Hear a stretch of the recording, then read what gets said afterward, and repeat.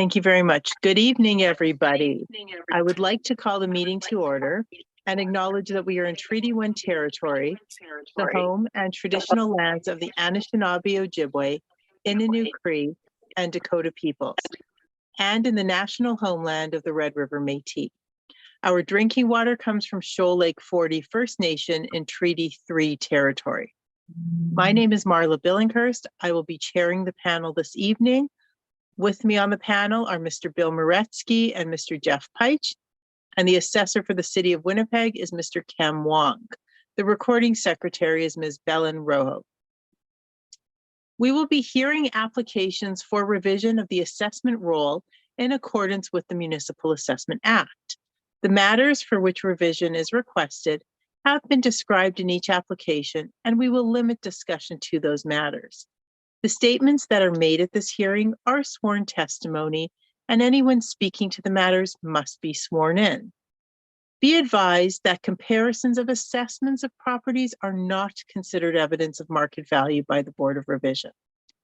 The Board of Revision is appointed annually by Council and is independent of it and the City Administration. It makes its decisions on the basis of the evidence provided at this hearing and issues a written order that will be mailed to all parties as soon as possible. Please note that the Board's decisions with respect to an application may be appealed to the Manitoba Municipal Board if the matter pertains to assessed value or classification, or to the Court of King's Bench if the matter pertains to the application of exemptions from taxation. Should you wish to appeal, information on how to do so will be included with the Board's order. With respect to the hearing process, I will confirm the points of appeal with your property to be addressed with each applicant following the swearing in. We will then have the assessor's testimony, followed by questions that the applicant may have, and then the applicant's testimony followed by questions. Each side will have an opportunity to summarize if they wish, and once all of the evidence about an application has been brought forward, the applicant may leave. The process will repeat for each item on the docket today, and the session will close after all applications have been heard, and the Board will deliberate in private and make its decisions. You will receive the Board's decision by registered mail as soon as possible. As information, all public hearings are live streamed, recorded, and will be part of the public record. We will be hearing items 1 through 6 on our docket today. Ms. Rojo, please affirm the assessors and the applicant's testimony. Thank you. Mr. Assessor, please state your full name. Kem Wong. And you affirm the evidence you're about to present is the truth, the whole truth, and nothing but the truth? I do. Thank you. Mr. Applicant, please state your full name.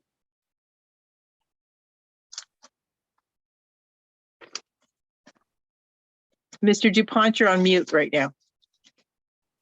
Henry DuPont.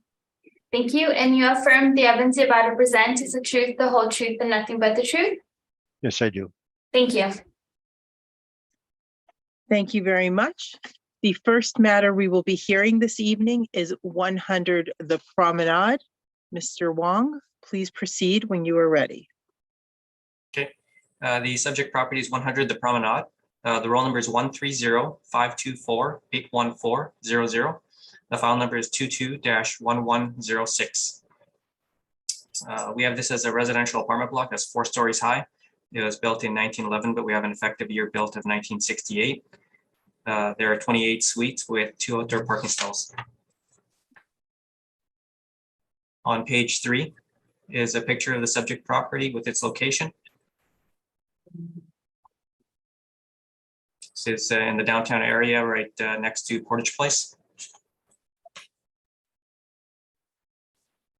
On page 4 is some information on the subject property regarding the services that they provide. This isn't a normal residential apartment block. It is a supportive housing facility, and they do provide services such as helping with medication and cooking meals, housekeeping services. So this isn't your typical apartment, but seeing as we don't have any sales of supportive housing properties, we are going to value this property as if it were a normal apartment building. On page 6 is our income valuation summary. We used average rents of $826 to get a potential income of $277,000. We used a 4.7% vacancy to get an effective gross income of $264,000. We used a 47% expense ratio to get a net operating income of $137,000. Capped at 5.2%, we have an estimated market value of $2,653,000. Seeing as we don't have very much actual information that we can rely on for valuing this as an apartment, we will look to the market. And on page 7 are some comparable rents that show that the rents we've used are in line with what's in the market. On page 8 are some more comparable rents from CMHC. Using the CMHC comparable rents for Zone 2, the Centennial area, which the subject property is in. The estimated rent potential is $327,000, which is higher than what the model is estimated at $277,000. And below that are some expense comparables that range from 44 to 52%. So this supports the model expense ratio at 47.89%. On page 9 is information on how we derived our cap rates.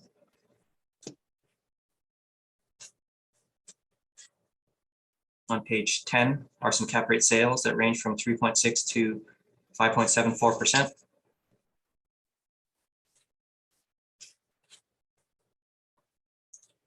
On page 12 is the income statement provided by the property owner.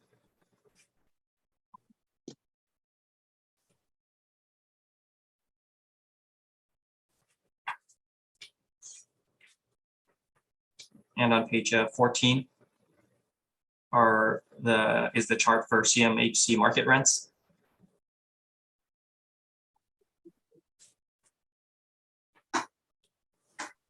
So when we look to the market for supporting the model rent and the model expenses, as well as the cap rate, they're supported by the market. And I ask that you maintain the assessed value at $2,600,000 or $2,653,000.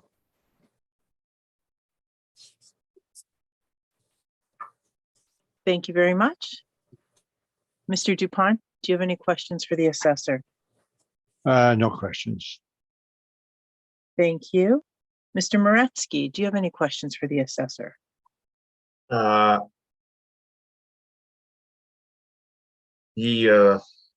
actual income and expenses on page 12. Yes. How does that compare with what the model generated?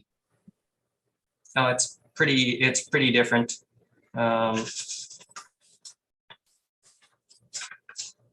Their income is $1,100,000, and the model is coming in at $277,000. But once again, their actual income is supportive housing income, so the revenues are much higher. But it also includes other expenses such as meals and employee benefits. I see. Yeah, so which wouldn't be typical of the normal operation of an apartment building. So the income statement from the owner is substantially different than what the model is estimating. Right. Okay. But that's why we're looking to the market to try to establish a market value.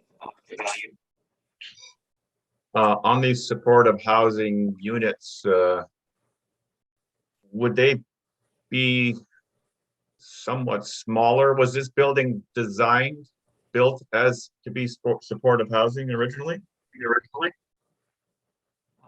I'm not 100% sure, but based off of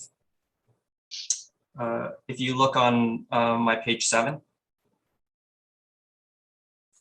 Mm-hmm. Excuse me. You'll see that the gross floor area per unit, that's just the number of units divided by the area that we have attributed to the building. The gross floor area is about 1,536 square feet. So it appears to be larger than some of the comparables that we have.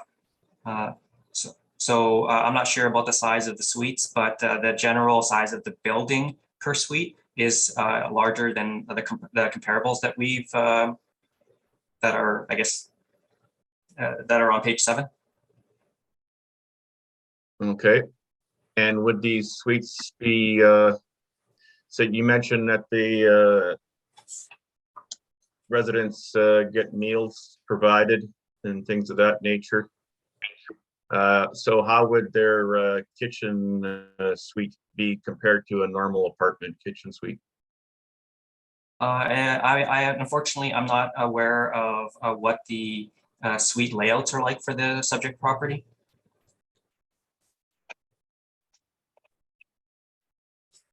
Okay, but you're fairly confident that this the way the suites are right now is on par with the market value. Yes, I would say so. And as maybe it's a little bit below market in the sense that it seems like the gross floor area per unit is about 1,500, and that's larger than the other comparable units that we have on page 7. So I feel it is, I guess, more than fair. All right, thank you very much. No further questions. Thank you. Mr. Pike, do you have any questions for the assessor? Thanks. Your page 6, the income value summary, you indicate there are 28 one-bedrooms. I note on page 13 on the questionnaire, looks like there's 16 two-bedrooms, 10 three-bedrooms with very different rents. Can you please clarify? I think by the looks of it, they're just filling in the spots. They might be all one bedrooms, and it seems like they might be indicating like a small one bedroom, a bigger one bedroom, and another bigger and biggest one bedroom. That's what it appears. I see. Okay. Yeah, I just wasn't clear on that. So those are that totals 28. So that would make sense. I wanted to be clear. I have no other questions right now. Thank you. Thank you very much. And I have no questions. So we can move on to Mr. DuPont's presentation, please. Yeah, so you see the first page is the photo from the exterior. We should just go to the appendix. So that the page, my page 18, and I guess the Adobe page 19. So that's the start of the ad from Fred Douglas Heritage. And the second page of that ad to supportive housing. And then he offered the following services: 24-hour tenant companions, weekly laundry, etc. Then the third page is where we get more information. It says the Heritage House has 28 one-bedroom suites. Then the amenities, it says one-bedroom suites with temperature control. So they're all one bedroom. So the questionnaire, as Kem was saying, is likely very correct. The one bedrooms are 550 to 740 square feet, which is a bit larger than some other supportive housing I've seen. Then if you go to like 6th line, it says tea toast kitchen with microwave and refrigerator. So it has no stove. Tea toast, that's what they call them. And air conditioning. So I believe that's all we would have for the description of the place. So my page 15, I agree with the assessor's income and expenses and NOI. We dispute cap rate only. So for the cap rate, we start at page 12. So the cap rate study that we have for this age group, 1960, 1998, is 5.5%. it's built, it says under a table, built 1911, but the city has an effective age of 1968. So the base cap rate would be 5.5 before considering site-specific factors. And then the next page is a study from Cushman and Wakefield on seniors housing. They have a Q4 2020 cap rate survey. Seniors housing A and B. Then the various cities, and Winnipeg is shown there. So the for the housing A, seniors housing A in Winnipeg is 6.25 to some percent, and the B is 7.5 to 8.5. So that would be for the seniors housing, including the business income, and we're saying it includes business and realty. So we're saying the realty is captured in there also. Similar to hotels, hotels tend to have the highest cap rate for assessment purposes because they have a business component. So that's a risky portion of it. So based on that and the features that we showed the next page, it shows supportive housing. And so normally there's a cap rate premium due to business component, limited seniors market, and inferior suite composition. The parking is inferior, has no parking. The suite finish, kitchenette with microwave and no stove. And although the city has 1968 effective, the property still has structural components from 1911. It's attached to Porter's Place, and I don't think that's a good factor, a positive factor. Porter's Place is a relatively dangerous place to go. So we give it a cap rate of 6.5%. So based on the study Cushman Wakefield starting at 6.25, and yeah, the physical impairments and physical negative factors come to 6.5. So next page, page 15. So that's the income approach. So we basically use the same net income as the assessor and just use a 6.5 cap rate. So our value is 2,122 or 2,000,001 rounded off versus the assessment at 2,006.3. And that's my report. Thank you. Thank you very much. Mr. Wong, do you have any questions for Mr. Dupont? Questions? Okay, thank you. Mr. Moretsky, do you have any questions for Mr. Dupont? Oh yeah, on the PDF page 15 here, we have the cap rate below the cap rate chart, Colliers, CBRE, Cushman. And it's showing the cap rates between 5. Well, some of them are 5 and 5 and a 5.75. That doesn't really agree with what you're asking for. What any comments about that? The first one, Colliers, low rise 5 to 6. CBRE low rise A is higher quality. Low rise B is 5.5 to 6. So most of those cap rate are 5 to 6. So I'm saying, based on our own cap rate study, it should be 5.5 for 1968, and which would just be right in the middle of those market reports. So we said that at the beginning, and then we consider site-specific factors, which is no parking in the suite finish, the age, structural age 1911, and the fact it has the business component. And we give more weight to the Cushman and Wakefield study on seniors housing than the market reports on apartments only. So the apartment cap rate would be indicating about 5.5 per subject before the negative factors and the business component. Okay. Okay, no further questions. Thank you. Mr. Pike, do you have any questions? I have no questions. Thank you. Thank you, nor do I. Is there a need for summary from either party? No, thank you. No, thank you. Okay, thank you very much. I believe that was your only matter, Mr. Dupont. Yes, it was. Yeah. Good evening. Okay. Thank you. Okay, Night. goodbye. Good night.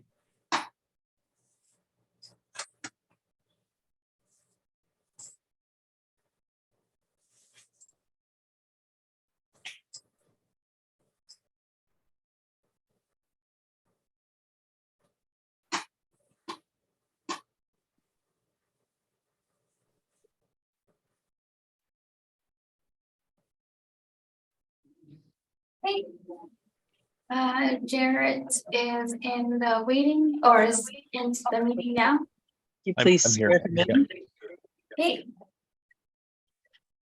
Mr. Applicant, please state your full name My name is Jarrett Story. and you affirm the evidence you're about to present is the truth, the whole truth, and nothing but the truth. Yes, I do. Thank you. Thank you. Thank you very much. Mr. Wong, please proceed. Oh, sorry. The next matter on the docket is 430 Webb Place. So Mr. Wong, please proceed when you are ready. Okay, the subject property is 430 Webb Place. The roll number is 130-523-73000. The file number is 22-2133. This is a residential apartment that's 17 stories high. It was built in 1988, and it has 122 suites with 108 indoor parking stalls. On page 3 is a picture of the subject property with its location. Once again, it is close to Portage Place Shopping Center. On page 4 is our income valuation summary. We use average rents of $1,109 to get a potential income of $1,624,000. We use a 4.7% vacancy to get an effective gross income of $1,547,000. And we use the 46% expense ratio to get a net operating income of $827,000. Capped at 5.2%, we have an estimated market value of $15,906,000. On page 5 are some rent comparables showing that the rents we've used are in line with what's in the market.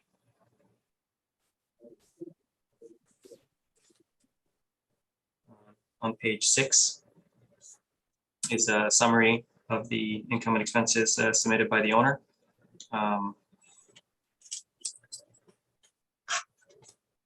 This isn't a regular apartment building. This is a life lease property, and sorry, I guess not to. I'm gonna jump forward a little bit to page 10.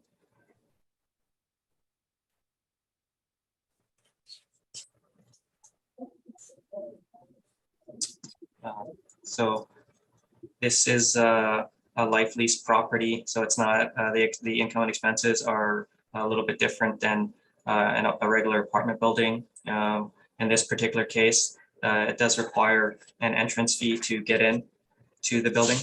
You see on page 12,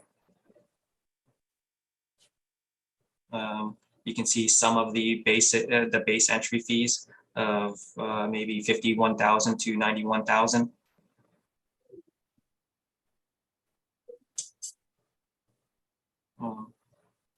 But there's also you can also contribute to a capital security fund, which is just basically if you would like to contribute more money to their capital security fund, you can actually reduce your monthly rent doing that.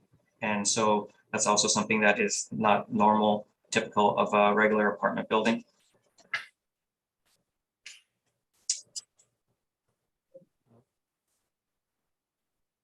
So if we can go back to page 6.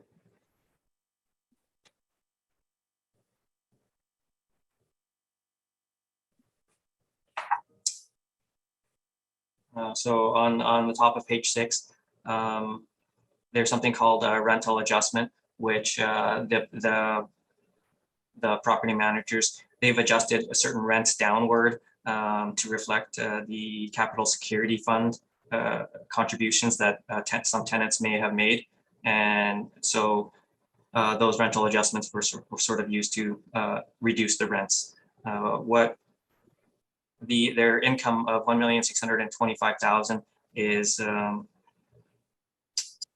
sort of includes these reductions in rent. So basically, I've added the rent adjustment back into their operating income or their income, and so their income for 2020 is $1,701,000. Their expenses are $1,372,000, but that included some items such as mortgage and a line of credit and amortization, and a North Portage Development Corporation assessment, which aren't normal apartment operating costs. And so after you remove those items, their operating expenses are $819,000.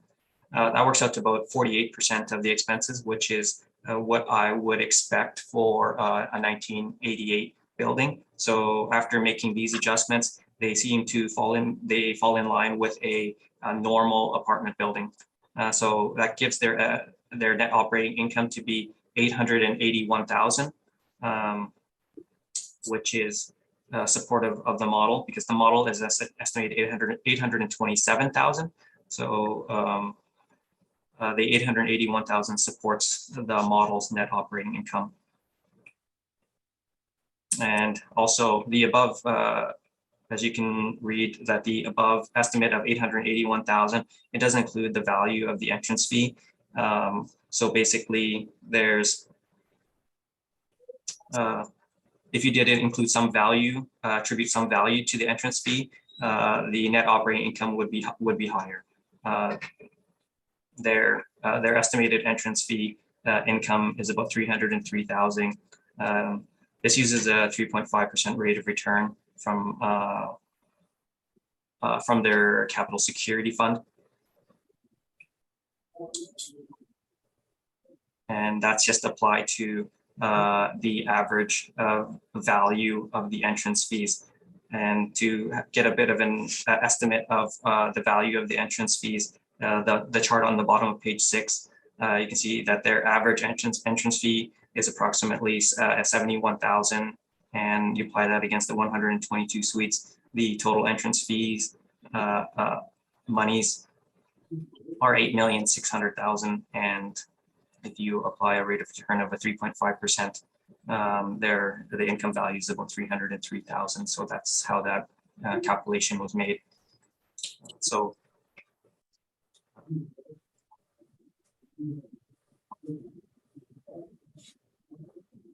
yeah, when you try to adjust for the differences in terms of this being a life lease versus an apartment, their net operating income supports the model net operating income.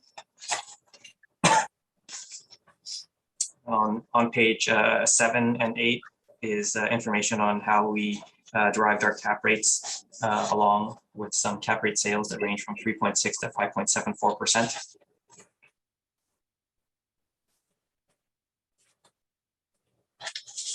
And on page 10 is some information on the subject property and how the life lease works.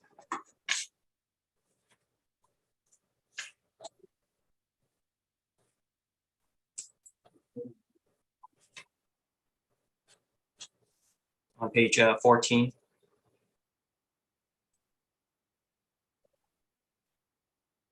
you can see what the entrance fees are like for the different suites and for the different suite sizes.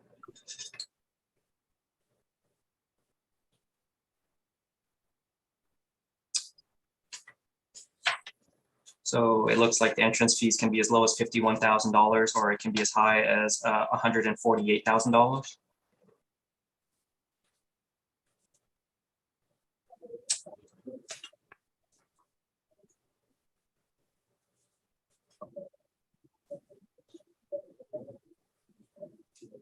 On page 17 is the income statement for 2020 and 2019.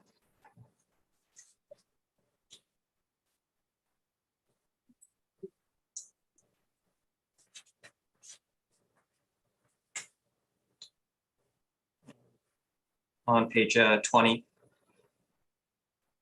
is the calculation for the rental adjustment that I had made earlier, adding on an additional 77,000 in income, because that amount was adjusted out of their income. So I added it back in to give some value to it.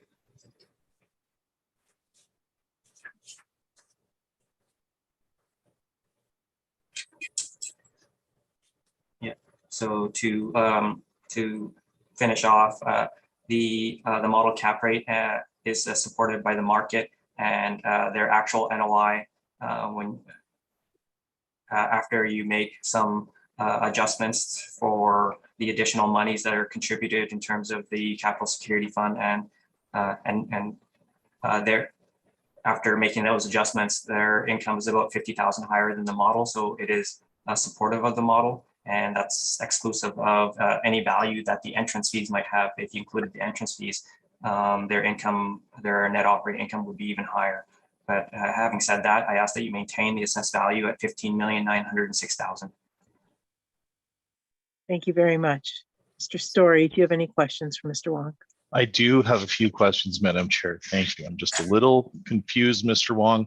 I think in the previous file, you'd mentioned that for these supportive or atypical type of properties, we are performing a fee simple valuation, and we're treating it as a typical market apartment. Is that correct?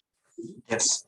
Okay, and and we can agree, of course, this is a life lease, and you've mentioned well, it's not really income, but the fee for entry. Now those fees are refundable, correct? That's how a life lease works. Yes. Correct. So that's not actually income that should be considered or capitalized into the value of the asset, correct? Well, I don't know if I'd say that, because I mean, like, you know what, their debt obligation is reduced by the amount that the of entrance fees that they get. So instead of, say, maybe a $16 million loan, they might have an $8 million loan because of the entrance fees that they've contributed. Okay, well, hold on a second. If we're using a market rent, right, and the underlying postulate of a life lease is that participants pay some money up front with the promise that their rents will be kept low for the duration of their time in that property, correct? No, it just sort of allows them a place to live. I don't know if it guarantees that their rents are low. Okay, well, in your submission, it states exactly that. And that's how a life lease works. Why else would you pay $51,000 at a minimum? Anyway, it's all in page 11, how a life lease works. But just to be very clear, the model is not considering interest or any other going concern or business value. The model is indeed treating this as a standard market apartment, is it not? Yes. Okay, so just so we're very clear. Now, everything here is modeled, is that correct? Yes. Okay, and you'd mentioned the parking, but you said something about the forks. That is okay. So let me just ask you a question. When we have a building that is almost 40 years old, and when we have elevators and we have underground parking, don't you think that expense ratio that's being generated by the model is low? And it is low indeed when we look at the actual performance of the property. Is that a fair comment? I don't think so. Okay. Did you look at the actual income and expense statement submitted by the owner? Yes, I did.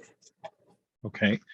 And you're still of the opinion that that expense ratio is appropriate, or are they indeed recording expenses that are higher? Well, I mean, if you look on my page 6, after making those adjustments, their expenses might be about 48%, which is similar to the 46.5% that the model is estimated. Okay, but you're adding, this is precisely my point. When you're adding in rental adjustments, interest, you're talking about the going concern value of the business. And I believe Mr. Dupont quite rightly pointed out that if you are to do that, and if you are to look to seniors housing, there's a separate report that's put out by Cushman, and they would suggest that the cap rate ought to fall somewhere between 6.25 and 8.5.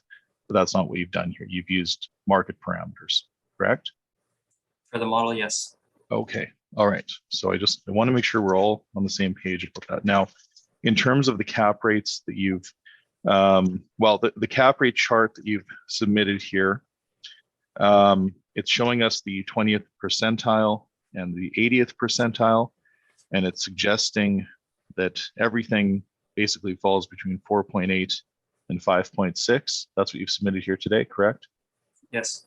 And there's indeed a separate document called the Guide to Income Producing Properties that suggests that the wider swath of cap rates in the city of Winnipeg run between 3.8 to 7.4%. Isn't that also correct? Yes. Okay. Now, in terms of this property, you've mentioned that it's modeled. Can we agree it is indeed right behind Portage Place? Yes. Locationally, okay, and it is indeed attached to Portage Place by the Skywalk. Is that correct? I'm not sure about that. Okay, and in your opinion, do you think that would be considered from a market perspective? Do you think that's in the eyes of the market? Would you suggest that that's a positive or a negative? Do you have any perspective on that? No. Okay. All right, and then just a couple more questions. In terms of the suite sizes, I think you've submitted here. Oops, this is on your page 5 in that first row that says subject.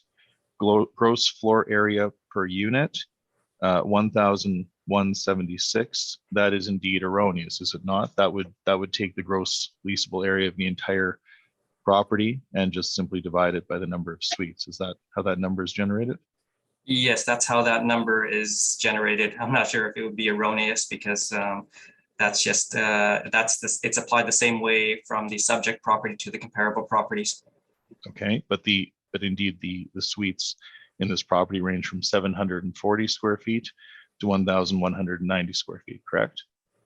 I'm not sure, but that's in terms of how that number is calculated, it's the gross floor area divided by the number of units. Okay, but you said you're not sure about the suite sizes, but I think, don't you have them here? And starting on page 14?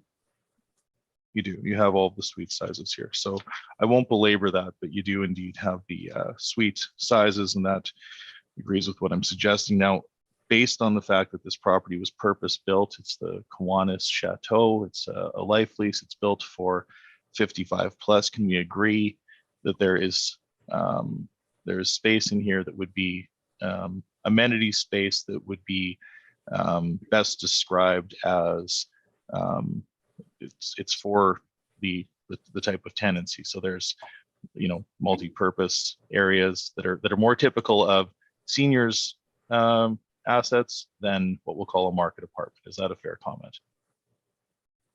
I'm not sure. Okay. I think I'll leave my comments there, Madam Chair. I thank you. Thank you very much. Mr. Moretsky, do you have any questions? Sorry, you're on mute, Mr. Moretsky.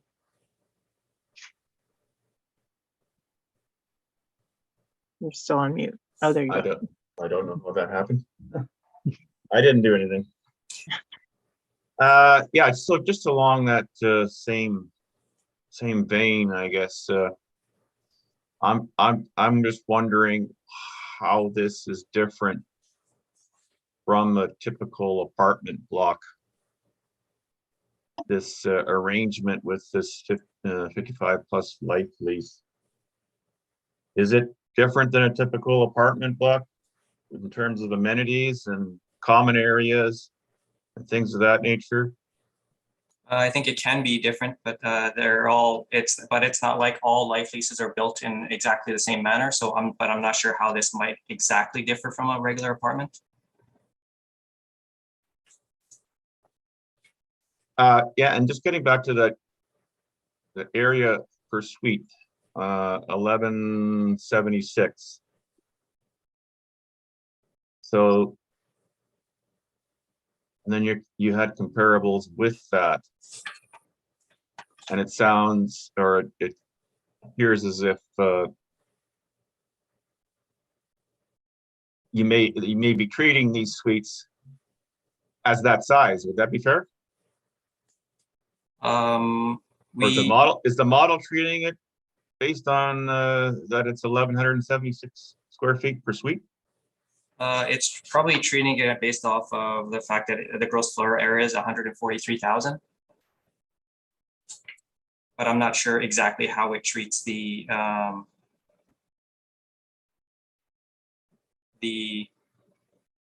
yeah. It's just looking as far.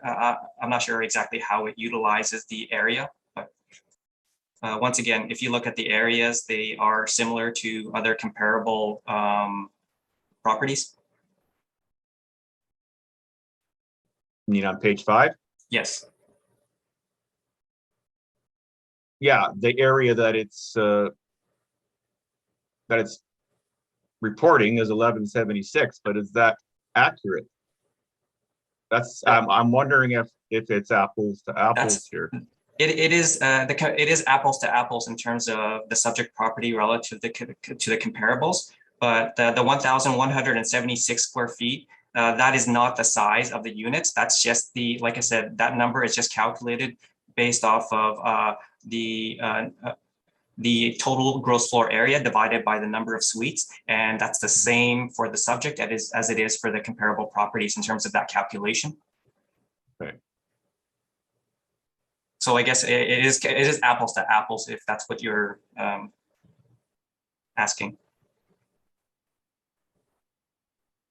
Yeah, it just seems a little misleading. That's all. Why not just compare suite sizes? Well, because I guess I'm not really too sure, but I think to actually have the unit sizes for all the different properties in Winnipeg, I'm not sure if that's realistic. But to have the gross floor area divided by the number of suites, that seems a little bit more realistic in terms of getting that information. Because to have every unit and every unit size for every apartment building, I'm not sure if that's I guess feasible. When the question that the applicant had asked about the suite sizes, it did show them to be 750 square feet or somewhere around that size, correct? They can, by the looks of it, it ranges from about 740 to 1,191 square feet. Okay, maybe I'll just kind of rephrase the question differently here. That size of suite, is that typical of apartment blocks? I would say one bedroom apartment blocks. Is that typical size? This one, the 1,191 square feet is a 2-bedroom, and I would say that's probably a larger 2-bedroom. Mm-hmm.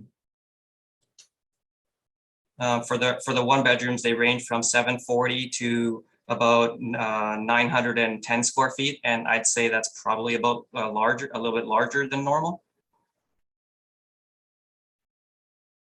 Okay. All right, no further questions. Thank you very much. Mr. Peich, do you have any questions? Yeah, just briefly, at one point during your presentation, you referenced capital security. I believe you were referring to the life lease. I want to be sure that those are one and the same. Can you confirm, please? Yeah,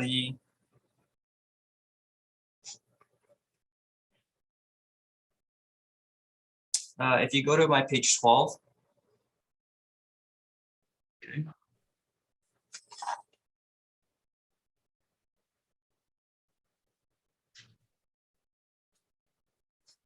All right. So there is a basic entrance fee, which it can range, but if you look on the second paragraph of on page 12, it says new owners can also choose to invest in their capital security fund, which is in addition to the basic entrance fee. as your initial investment increases, your monthly fees decrease. So basically, you can contribute something on top of your entrance fee to their capital security fund, which will reduce your monthly costs, reduce the monthly rents. So that's what that is. I see. Okay, that's great. Thank you. And I want to be clear that in terms of the life lease question, that I want to make sure I heard this correctly, 100% of the life lease fees are refundable upon termination? Yes. And is there interest that accrues and is earned and is given back with the cost of capital, or with the fees that were contributed? I don't think for the basic entrance fee, no. But in terms of the capital security fund, yeah, I think they do invest it. They do get interest on it, and they apply and they use that interest to try to reduce their monthly rental costs. And I think so. Basically, I think it's a way for them to sort of take advantage of interest without paying, I guess, any taxes on it. And so I believe that's what that is. Okay, great. Thank you. No other questions. Thank you. I just wanted to follow up on that question because on your page 12, I believe it says 80% of your investment will be returned after 8 years, even if you remain in your suite, and the basic entrance fee less a $3,000 retainer will be returned to you when you move. I believe you had said. Yeah, I guess so. I guess maybe I misspoke with regards to maybe everything being returned. Maybe almost everything is returned. Thank you. Thank you very much. Those were all my questions. Mr. Story, please proceed. You're ready. Yes. Excuse me. Thank you, Madam Chair. Just to be very clear, I'll try and simplify this. We do not consider the income from a life lease to be part of the NOI of the property. We treat this property from a fee simple basis as as the structure as it stands. We don't consider the business. We're simply looking at the real estate. So I think we've established fairly well that we have a high rise behind Portage Place. It is presently being used as a life lease complex, but ultimately it is a high rise tower built in 1988. It does have 122 suites. There are 32 one-bedroom suites and 90 two-bedroom suites. We've established here that the one-bedroom suites run from 740 square feet to 909 square feet. Now, the panel member raised a good question. Those are typically in line with what we would see in the market in the downtown. They're not. Sometimes we will see some suites that are much smaller. We'll see some that are larger, but those don't give us any pause or any concern or any need for adjustment. So those would be considered typical. The suite mix is also is not an issue. Location maybe something of an issue, but we've not made a huge adjustment on that basis. So we have not used any sort of modeling. We're using the actuals, and I'll just ask you to come with me to page 10, please, because this is a life lease and because those rents are depressed. We follow the same methodology as the city. Now, the assessor has mentioned something completely different, but the model actually looks to CMHC rents, and that's how it determines those rents that are used potential market gross rents. We don't disagree. They are commensurate with CMHC. Similarly, the vacancy in this property is a touch on the high side, but we have used what we'll call a standard allowance for vacancy that is commensurate with the downtown vacancy, and that does not appear to be in dispute either. We do recognize that we pick up some income from parking, as well as through what we'll call miscellaneous. Now, that parking income, I want to be very, very clear that we will talk about that North Portage assessment on line 29, but that is indeed related to the parking income. So ultimately, our effective gross income is higher than the model because we are recognizing the ancillary income that we're picking up. In terms of the expenses, we went through these again today just to make sure we that we weren't out of sorts here, because I will suggest to you that this reduction is it's substantial, but it's based on the actuals, and what we see here is that the expenses are being undershot by the model. So in terms of our typical course of action, we will we'll try to stabilize the expenses into what we'll call a typical year, but there will be some expenses where the most current year will be most relevant. So for example, insurance tends to go up, so it would be distortive to average it. You'd end up with a depressed insurance line item, so we use the most current. Management is simply 5% of EGI, that's market standard. Professional fees are averaged. Well, basically, you can see in our remarks column, anything that is averaged will be denoted as such. And then when it comes to utilities, we're using the most current year. And then we do recognize that there is roadway maintenance. Now, one issue that comes up sometimes, you'll notice under real estate taxes, because this property is indeed classified as a seniors place, those line items are actually the lower tax amount, and that's based on its tax status. However, I don't know if Mr. Wong is averse to this, but there is a leading board order that suggests that we ought to use market taxes. So that would be taxes commensurate with class code 20, which we have calculated, and that's where we get that 170.31 based on the assessment of the year 2020. So with all that being said, and that's why you'll notice under the total expenses for 19, 20, and 21, you will see that that ultimately the expense input is higher, and that's largely going to be due to the in some part, in the large part, to the adjustment of the taxes.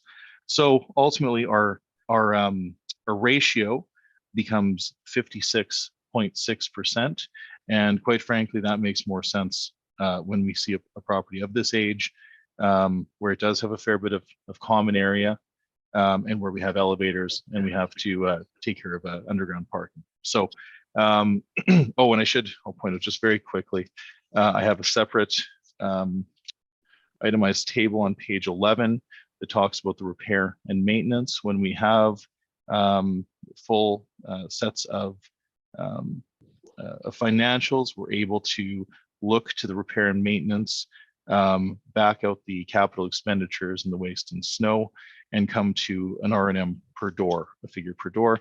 In this case, it's $1,028, which is this is quite frankly a touch on the low side, but that is the actual number. So again, we're using actual numbers. Ultimately, our NOI then becomes $720,265, and we have used a cap rate of 5.75%. Now, in terms of our cap rate conclusions, you've all been provided our cap rate study. I'm happy to go through it in great detail, although I presume that you've probably heard it before, but suffice it to say that we would typically use a cap rate on a property like this, 5.5%. But given the fact that it is purpose-built, that it is used as seniors housing, there is a somewhat diminished market on that side, and that is locationally, it may not be, that may be a factor, let's just say. We are disputing the assessor's cap rate of 5.2. Our baseline again is 5.5. We've adjusted to 5.75, and that gives us our indicated market value at the reference date of $12,526,353, which we then of course round to $12,526,000. The balance of my brief has the city's valuation. We have the building details, and we also have the statement of general operations that is informed our workup, our stabilized workup that's been presented.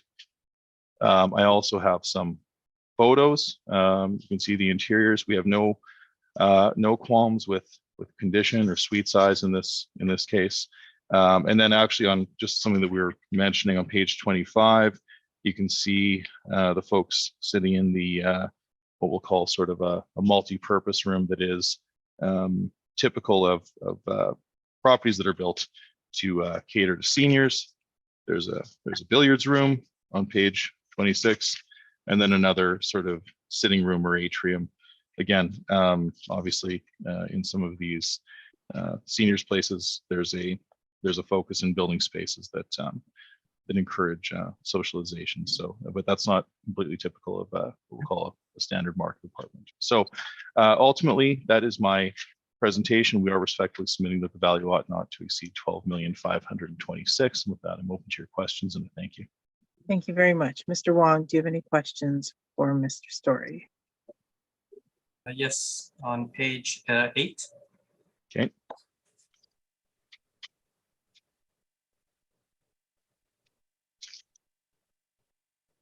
Which sort of cap rate category does it fall in? Well, this would fall between, this would be in the high rises 6+, 80 to 98.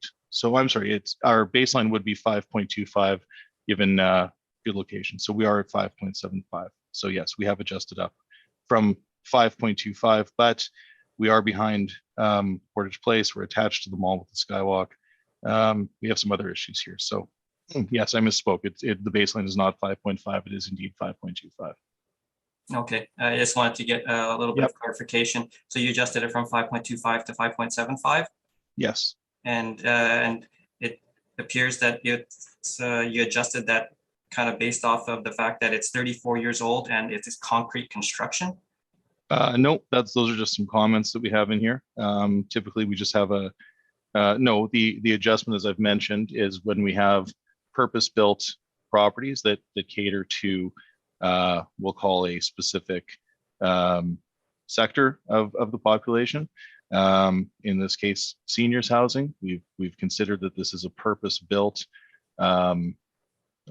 property that caters to seniors. We've also considered again that the proximity to Portage Place would be in our mind a negative value factor. I know you mentioned that you didn't have a perspective on that, but from our perspective, location being a driving factor of real estate value, we would consider this a negative influence. Okay, that's all my questions. Thank you very much. Mr. Moretsky, do you have any questions? No, I do not. Thank you. Thank you. Mr. Pite? Thank you. Thank you. Nor do I. Is there a need for summary from either party? No, thank you. I think we're good. Thank you very much. Thank you very much. Okay, we can move on to the next matter on the docket, which will be 575 Balmoral Street. Mr. Wong, please proceed when you are ready.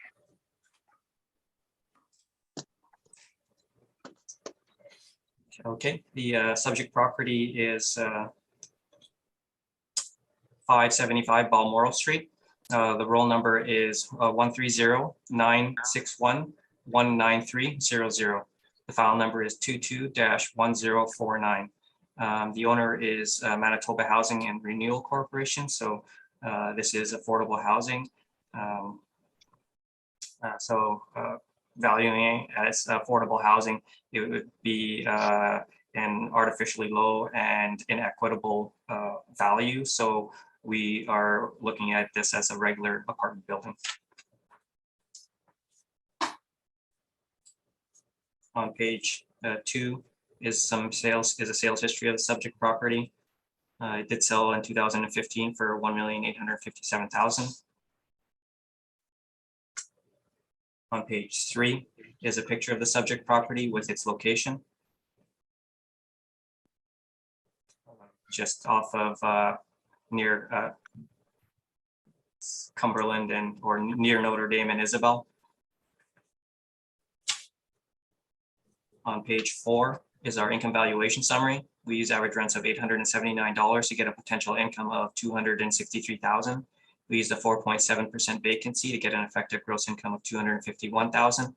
And we used a 63% expense ratio to get a net operating income of $92,000. Capped at 4.15%, we have an estimated market value of $2,235,000. On page 5 are some rent comparables showing that the rents we've used are in line with what's in the market. with it. On page 6 are some CMHC market rents. If you use the CMHC market rents, their rent potential for the subject property is 367,000, which is much higher than the what the model is estimated at 263,000. So we feel that the model rents are well supported by the market. And on the middle of page 6 are some expense comparables that range from 49 to 56%. And this supports the model expense ratio at 63.12%.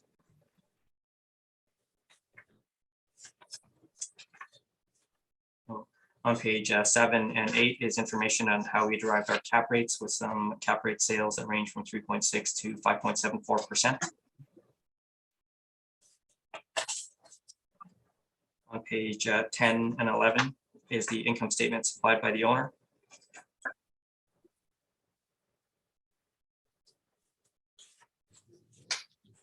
On page 13 is the market rent chart from CMHC. And on page 14 is the permit for the property for when it was built in 2010. And the total project value at the time was $2,300,000, which is very much in line with what the current assessed value is at $2,235,000. So when you look at the market rents, when you look at the model rents and the expenses and the cap rate, those are all supported by the market. And when you look at the 2010 permit value of 2.3 million, I believe that supports the current assessed value of 2,235,000. So I ask that you maintain the assessed value at 2,235,000. Thank you very much. Mr. Story, do you have any questions? Yes, I do. I just have a few. Mr. Wong, can we agree that this location would be, well, challenging? Would that be fair to say? I would say that it's not the best neighborhood. Okay, is it backs, so, okay, we're on Balmoral and we back onto what we'll call Central Park. That's would be like Kennedy and Cumberland right behind. Is that correct? Yes. Okay, and in terms of the parking ratio, 4 parking stalls to 25 suites, that would be exceptionally low, correct? There are a lot of buildings that have no parking. So, I mean, right. it's And that's not good either, quite frankly. But it is, yeah, I'm just saying it is common, and I've never seen, I don't think I've ever seen an apartment building not sell because it didn't have any parking. Oh, okay, okay. All right, so, and we can agree though that this is social housing. It's not affordable housing, it is social housing, correct? It's housing provided by Manitoba Housing and Renewal Corporation. Okay, and it's currently completely vacant, is that correct?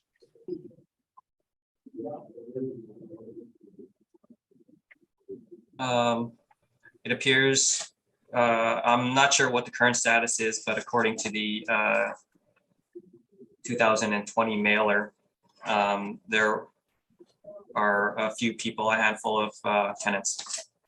Okay, have you driven by, or have you been by this property for the purpose of this assignment today, just to have a look at the present physical condition? Do you have any sense of the state of the property as it stands? I have not inspected it for the purpose of this this hearing, Okay. but I do drive by it on a regular basis. Okay, and can we agree though that the windows are boarded, there's security fence around it? I believe that to be correct. Okay, and so with all that being said, wouldn't that cap rate of 4.15 then be extraordinarily low?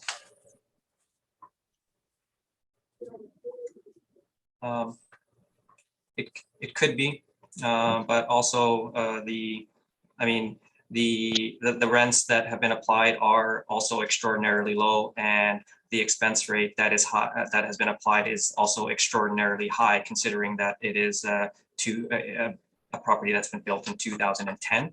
And Right. So I think using a 4.15 is reasonable, considering the low rents and the high expenses that have been applied. Did you look at the actual expenses? No, Okay. Okay, and well, now it is all simply modeled though, correct? This is just the model generated this assessment, correct? You didn't Yes. overwrite anything. This is all I model, believe right? it's model.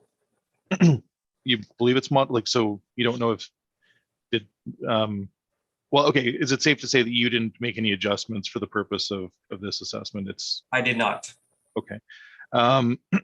All right. Oh, and just one other quick question. That sale that you're talking about, was that between, do you have any background on that sale? Was that between, it looks like Center Venture and Manitoba Housing, but that would not be a typical market transaction. Is that fair to say? I believe that those were the parties involved. Okay, but can we agree though, okay, maybe I'll say this a different way.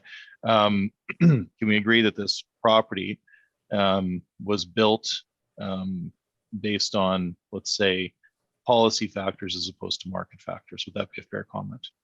I think they built it as affordable housing for the purpose of that. Okay, but hold on, I just want to make sure we're not using the wrong terms of not affordable housing, but social housing, correct? Rent geared to income social housing. Yes, actually, I'm not sure about the total difference between the two, but if you think that if you say that social housing is more applicable, then I would be okay with that. Okay. Excuse me, Madam Chair, those are my questions. Thank you very much. Thank you very much. Mr. Moretsky, any questions? Just to back to the cap rate again. So you think 4.15 is a fair cap rate for this property? Considering that it was built in 2010, and considering that the rents that have been applied are low, and the expenses that have been applied are high, I feel that it is reasonable. Like a newer property like this, their rents would typically be higher, and a newer building typically experiences expense ratios in the neighborhood of about maybe 35 to 40% approximately. And so considering that a 63% expense ratio has been applied, I feel that a 4.15% cap rate is reasonable. And when I've seen appraisals of other properties, it is also reasonable because they can range from 3.5 to 5%. So seeing as I have observed those types of cap rates, I believe a 4.15 is reasonable. Okay, and you are aware that falls quite a bit out of your percentile range chart on page 7? Yes, it falls within the lowest 20th percentile.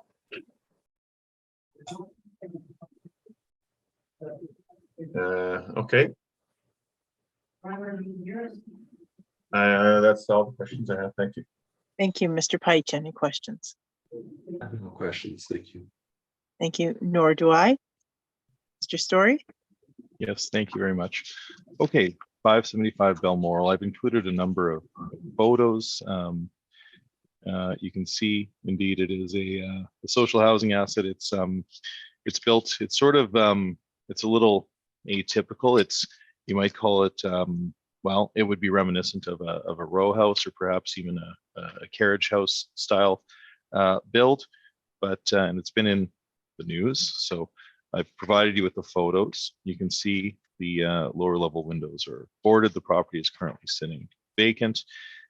Page 6 is the view from that's either Cumberland or Kennedy. That's showing just the back part of this property.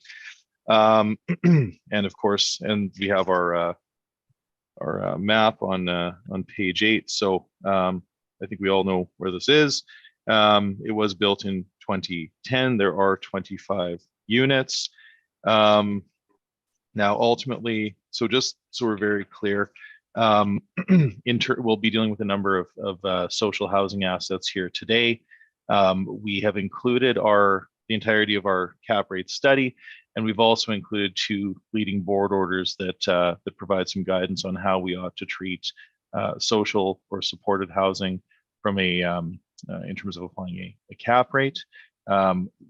Those two decisions are included at the back of each social housing brief. I've also included a quote from some of the leading literature from Mr. Mr. Polton from the Appraisal Institute. And effectively, the prescribed methodology for applying a cap rate for our purposes today is to look to a baseline market cap and then apply upward for what he calls the four factors, and that is declining or blighted neighborhood, low income tendency. Sorry, I'll just make sure I have it here. Right, low cost or low quality construction. Well, we're not suggesting that it's low quality or low cost, but it is wood frame, so that's a consideration. Advanced stage is not an issue. The neighborhood concerns certainly would come into play, and then low income tenancy. Well, it's a rent geared to income property. So I have included that for you. There are the two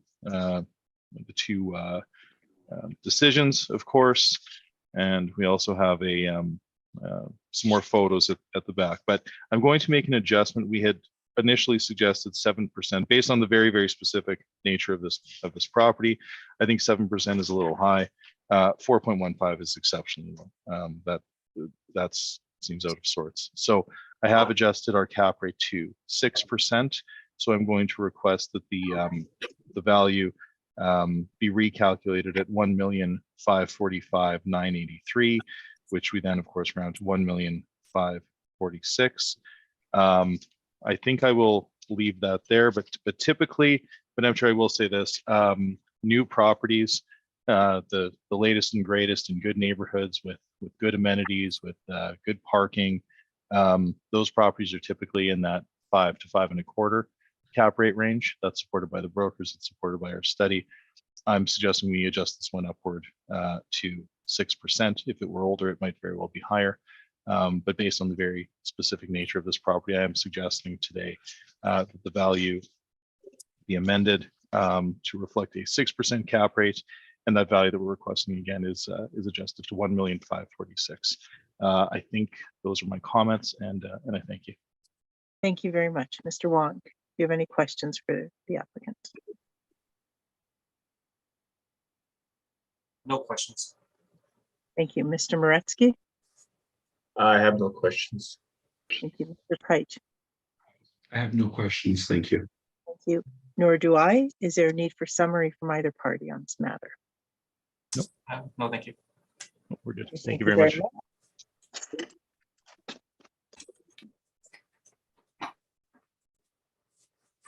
The next matter is 435 Sargent Avenue. Mr. Wong, please proceed when you are ready.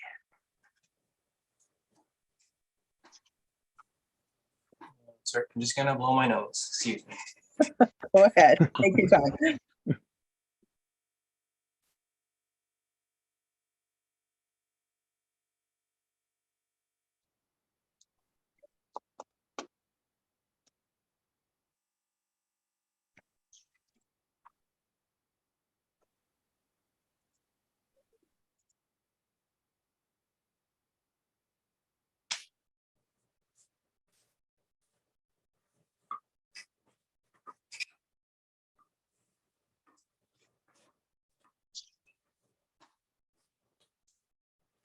The subject property is 435 Sargent.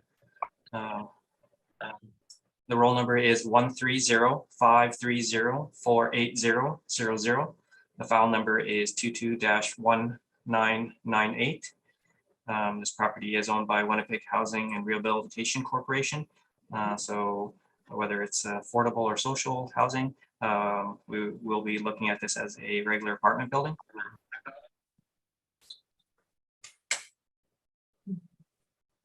The subject property is a residential apartment block that's 6 stories high. It was built in 1984 and it has 36 suites with 18 outdoor parking stalls. On page 3 is a picture of the subject property with its location.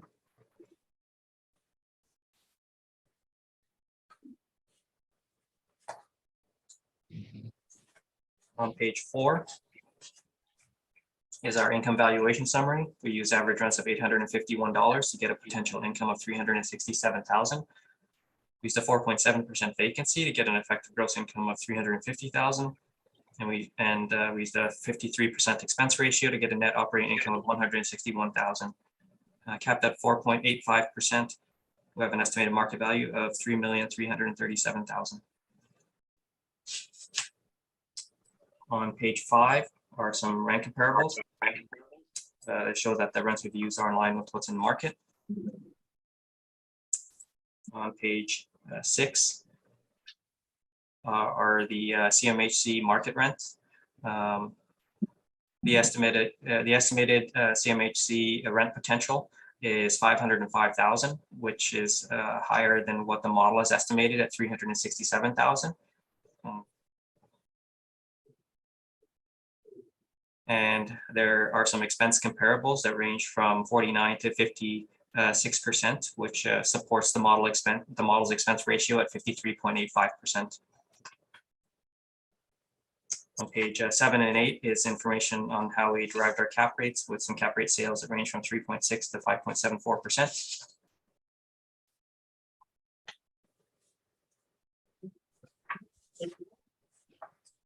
Page 10 and 11 is the income statement supplied by the owner.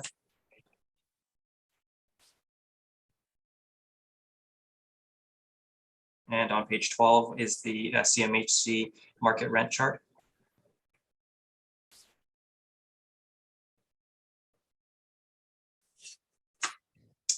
So, trying to value this property as if it were social or affordable housing would result in an artificially low value. So we are looking to the market to try to value this property. The model rent, expenses, and cap rates are supported by the market, and I ask that you maintain the assessed value at $3,337,000. Thank you very much. Sorry, let me just finish my notes. Okay, sorry. Thank you. Mr. Story, do you have any questions for Mr. Wong? Yeah, just a few, Madam Chair. Thank you. And I will try to be expedient. And with these properties that are social housing, we are generally accepting the effective gross income. So I'll limit my questions to matters such as expenses and cap rate where appropriate. So Mr. Wong, there's not a photo in your brief of the front of the building, but can we agree that this property, once again, is in Central Park? Yes. Okay, and does the model, and I agree with you, we are trying to look at this property from the eyes of market, but with some consideration to the history. But in terms of this cap rate, does the model consider location? And if it does, how much of a premium does it put on location? I'm not sure in this case, but yeah, the cap rate of 4.85%. Like I said, in a few of the appraisals that I've seen, it might range from 3.5% to 5% for some social housing. So 4.85% is pretty much in line. Okay, so you've said that a couple times about appraisals, but if you see an appraisal with a sub-4 cap rate in and around this time, doesn't that typically, isn't that for a property where there's some topside potential that would typically be purchased for the intention to renovate? In the ones that I've seen, no, they were just I guess social housing or affordable housing properties. Okay, and just to be clear, there's nothing in evidence to support that. You're just suggesting that as that's verbally? just my experience. Okay. All right, and then also let's just talk about your cap rates. Oh, actually, one quick question. The expense comparables that you've provided here. Maybe this is a stupid question, but if we have the actual expenses from the owner, why would we look to the expenses in a different property? Why wouldn't we look at the actual site-specific performance of the property? Why not use the actual expenses? Well, if you were to use the actual expenses, if you were to use the actual income and expenses, it would result in a value that is not really representative of market. Right, and I'm not suggesting that we use the actual rent geared to income. That's subsidized housing. I'm asking why we don't use the expenses. I understand why we don't use the income, but why don't we use the expenses? I guess maybe in my view, they're not representative of market. Typically, they might be a lot higher than what a normal apartment would operate at. So, I mean, if we're going to use normal cap rates from normal apartment buildings, we should try to represent normal expenses as well. And maybe these types of properties don't necessarily represent that. Okay, can you tell me which line item that we would be applying here might be higher from social housing in terms of our workup, for example? Well, I'm not sure if we want to go through every line item. Is there one that would be preclusive for you to apply them in a site specific view of the property? No. Okay. All right. Okay. I think I'll leave it there. Those are my questions, Madam Chair. Thank you. Yeah, Mr. Moretsky, do you have any questions? Yes, the actual expenses on page 10, 203,000, approximately 203,000. Correct? Yep. Why is that the exact same number as revenue up top?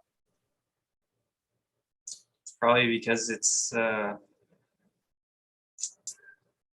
I don't know. I guess that typically happens with nonprofits.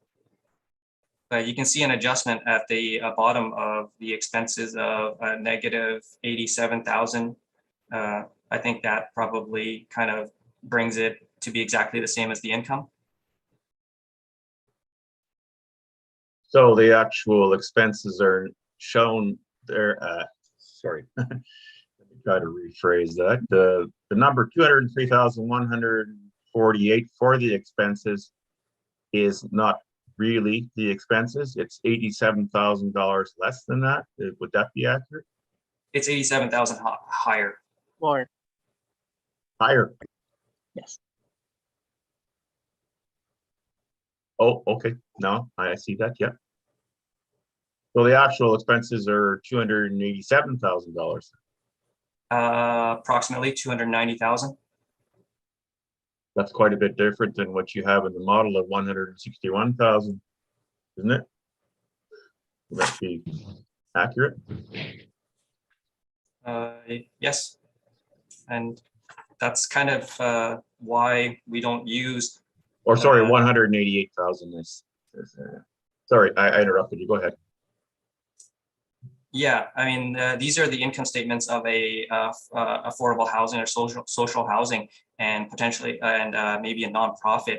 To try to use these numbers to try to establish a market value, it wouldn't be very accurate. All right. Because if you did take that number, it would be a negative number, and to sort of attribute a negative value to this property, I don't think that's fair or equitable.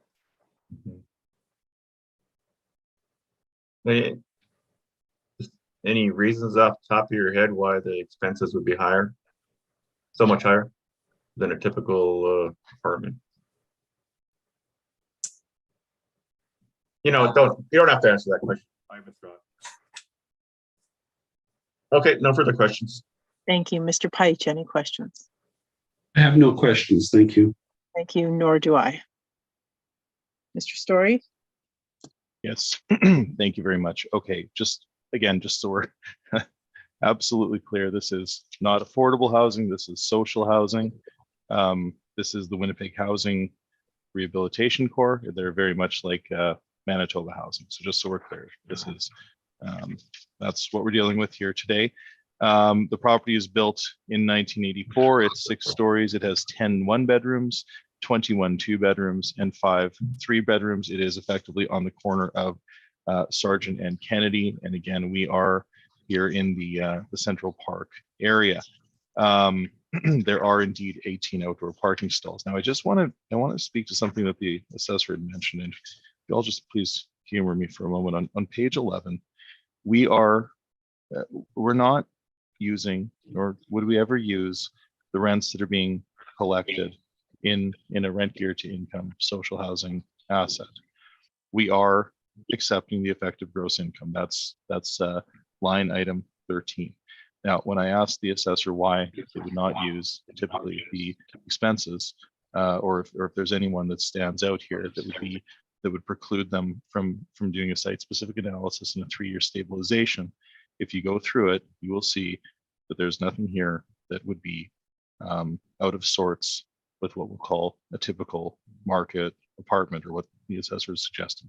We have no backup for how they've determined 188,836. We don't know where that number comes from. That number is algorithmic as best we can tell. But just so we're very, very clear, we did take the statements, and Mr. Moretsky, you're quite right. Those expenses are high, but that's why we performed this stabilization. So you can see a stabilized expense in March of 2018 is about 185,000, and then we're consistently just over about $200,000. We have used 211,610, and that is all stabilized for you. Now, further to this, we've taken the repair and maintenance once again, and that's on page 12. We have fulsome statements here. You can see we have all of the different line items that are included in repair and maintenance. We then back out any capital expenditures as well as waste and snow, as is typical practice. And then we come to an R&M per suite of 1,614. That's not atypical in the market. That's right in line. So ultimately, we believe that sure, you can't use the income, but you can certainly use the expenses, and in fact, but they have to be stabilized. So we have to treat this property as though, from the eyes of a purchaser, you have to say, well, what would these expenses typically be? And that's precisely what we've done here. It takes some time, clearly takes some in-depth analysis to go through the financials and to stabilize, but we come up with a number that's true to the performance of the property. And the very nature of our exercise today is to provide that exact to perform that exercise. So ultimately, our NOI on this property is 139.61. We use a cap rate of 5.75. Again, that's slightly escalated based on the fact that it is social housing. We have the municipal board orders in support of that request of the adjustment. And just very quickly, to sort of sum it up, the reason why these properties typically have or are applied a higher cap rate is because, to be quite blunt, they pose a higher risk. They have a higher risk profile than a typical apartment. They don't typically have amenities. They're generally built to a more utilitarian grade, and they also, this is very important, they don't typically have a history of economic profit. So that's atypical from a market apartment. And certainly in this case, we have no central air, we have basic finishes, and what we would consider a condition that would be on the, say, the lower end. Now, just very quickly, and I won't do this again, but if you look at page 25, just in support of my comment, when you look at that income and expense section, you can see we've actually coded the R&M, we've coded the CapEx, so you can see how we've determined what to apply for our expenses. So we don't simply take the bottom line expenses. We actually we analyze the statement, and that's how we come to our conclusions. So again, with all that being said, we are suggesting a value of no less than $2,418,000, and that again is based on a site-specific analysis of the expenses and an adjustment to the cap rate to recognize the fact that it is indeed social housing. And with that, I thank you. Thank you very much. Mr. Wong, do you have any questions for Mr. Story? So you're saying that, I guess, you wouldn't apply their actual rents, but you would apply market rents. Yeah, and typically the market rents, we typically agree with the city because we both take let's call it a fraction of the CMHC. It's typically 75 to 80% of the CMHC rents. CMHC rents obviously are, well, when we're in this area, you're going to have a swath of different rental quality of rentals, and we don't disagree with the city in terms of using a factor of CMHC rents. So no, the income is not in dispute. What we are disputing is that the, well, frankly, Mr. Wong, we don't have any sense of where those expenses come from the model. We don't have any illumination as to how those expenses are derived or how they're generated. So ultimately, our position is to perform a site-specific analysis of the actuals and come to a number that frankly would be known by an ex-prudent purchaser. If you're purchasing this property, you wouldn't consult a model necessarily. You would look at the actual performance. So that's what we've done. Okay. So you would look at, I guess, rents that were typically would be for profit. Right. So those CMHC rents. Now, again, we're not, neither you nor I are arguing the effect of gross income on these properties when they're social. It's tantamount to a factor of CMHC. That's how we both apply those rents, correct? Okay. Yeah. So yeah, the rents that you're applying, they're typically for-profit rents. Well, they are for-profit rents. We're not. You can't apply you have to use a market rent. You can't use a rent geared to income rent because it's 30% of an individual's income. It would have no bearing on market. It would have bearing on that individual's income. Okay. And the cap rates that you've applied are based off of sales of for-market apartment buildings. So our cap rate study, and I'm happy to go through it. It is fairly lengthy, and it's frankly it's a little late in the day, and I think you've all heard it before. But yes, I don't think you need to. But I'm just trying to ask if it's like a for-profit apartment buildings. Yes. So we have provided sales for you. We've provided all of our workups. We've been very transparent. We've showed you how we've developed our baseline market cap rates. We've looked at the brokerage reports. I guess that's not what I'm asking. I'm just asking if you got them for-profit apartment buildings. Well, of course. Okay. No, that was the only question. That was the only question. But the expenses that you're applying are not from for-profit. The expenses that we're applying are based on the actual performance of the property, and I think I've gone through this a number of times. Are those expenses for-profit expenses? Yeah, I'm gonna ask you. Let me finish my answer. What I'm suggesting to you is that the actual expenses that we're using are the expenses being recorded by these properties. And as you've mentioned yourself, when I said to you, is there any input, any line item in those expenses that would preclude them from being included? You said no, and we agree. We have done a stabilized analysis of the expenses. The expenses are not. There's no reason to believe that those expenses would not be typical of market expenses. Are you under the impression that the insurance would be different if the ownership structure was changed, or if no, I'm just asking you if these are for-profit expenses. No, these are expenses in social housing, but okay, that's my only question. Yeah, but okay, gentlemen, I think we have flogged the question of expenses here. I think we understand, so perhaps we can move on. Okay. Yeah, I guess that would be all my questions. Thank you. Mr. Moretsky, do you have any questions? No, I do not. Thank you. Mr. Peich? None, thank you. Thank you. Nor do I. Is there a need for summary from either party on this? no, Okay, I guess I'd just like to say a quick one with regards to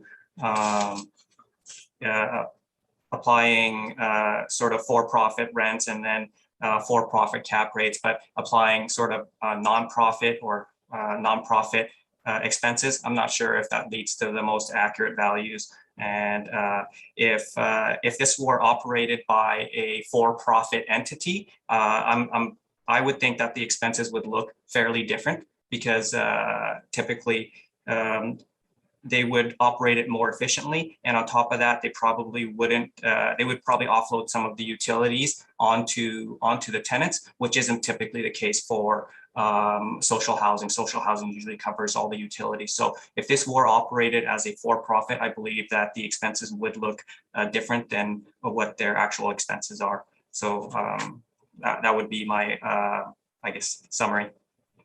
Okay, and I'll just say, since we've, I agree, we have sort of flogged the expense. Yeah, question. I tried to only take 30 seconds. Okay, well, I would just like to say just very quickly that we are using the actual expenses, and it's immaterial as to who the owner is or who's operating it. And in terms of your comment about utilities, there are many hot rents in the market, particularly on the lower end of the rental scale. So I think I'll just leave it there. But thank you, Madam Chair. Thank you. Okay, you know what? I think we probably all need a short recess. Sure. So should we take, should we come back? What do you think, about 5-10 minutes? What do you guys need? 7:55? Sure, does that Or work? sorry, for 6:55, everyone? Yeah, 6:55. wait, 7:55. An Maybe hour and 10 is a bit long. you can go have dinner. No, yeah, so how about we'll come back 6:55. Does that work for Sure. everybody? That sounds good. Yep. Good, Thank you. thanks. Thank you. Thank you very much. Welcome back, everybody. The next matter on the docket is 366 Quapel Avenue. Mr. Wong, please proceed when you are ready. Okay. The subject property is 366 Capel Avenue. The roll number is 130-529-35000. The file number is 22-3190. This property is owned by Manitoba Housing and Renewal Corporation. This is a residential apartment building, 6 stories high. It was built in 1909, but we have an effective year built of 1975. There are 56 suites with 17 outdoor parking stalls. On page 2 is a picture of the subject property with its location.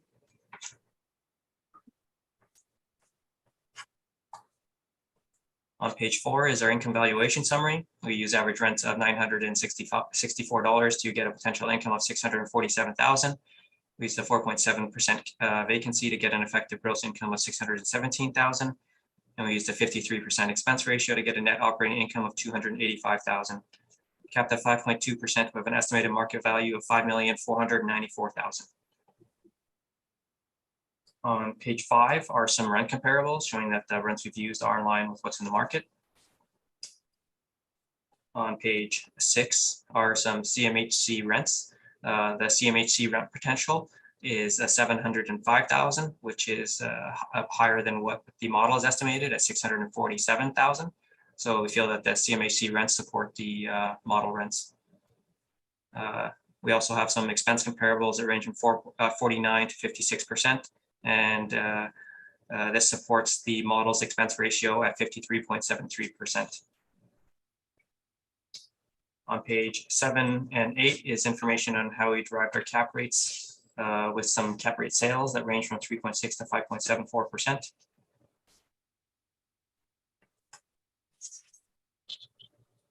Page 10 and 11 are the income statements supplied by the owner.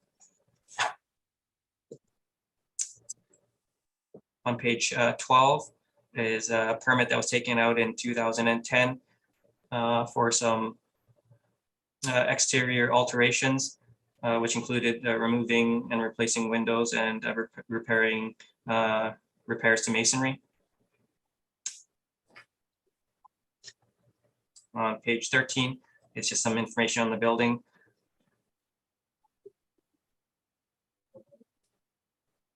And also indicating there's a renovation that took place in 1986 where they spent $3 million on the property.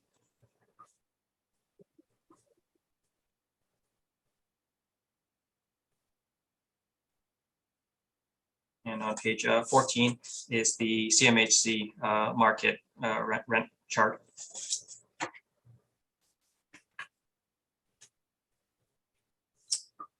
So once again, because this is a Manitoba housing property, we are looking to the market to value the subject property.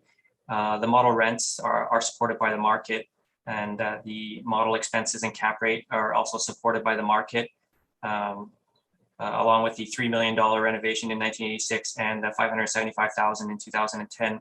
I believe that this supports the current assessed value. So I ask that you can maintain the assessed value at $5,494,000.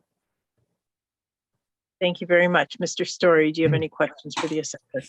I do, Mr. Wong. So you've included a permit here for $575,000 from 2010, and then you referenced renos in 1986. Is that correct? Yes. Okay. Do you have any sense of the current physical condition of this property? I have not inspected the property. Okay. Are you aware, just from the media reports, that there was indeed a fire at this property on call it Christmas Eve and the early mornings of Christmas Day of this year? Are you aware of that? No. Okay. But so that didn't come up in your research, I suppose. I'm not aware of that. Okay. Okay. All right. And this entire workup, this assessment is all model derived, correct? I believe so, yes. Okay. Now, okay, your cap rates. Again, just to be very clear, there are no calculations for how these cap rates were calculated for the panel for the property owners. Is that correct? There's nothing here in chief evidence, so we can see what assumptions were made. Is that fair? No. Yes. Okay. Okay. I think we're okay. Thank you very much. Thank you very much. Mr. Moretsky, do you have any questions? This Capel, is that like a main, not a main thoroughfare, but is it a busier street downtown, or is it a residential street? I believe it's just close to Central Park. Okay. And there's 17 spots for parking, correct? That's what we have on record. And there is how many suites? 56 suites. So parking is pretty limited for the number of suites, correct?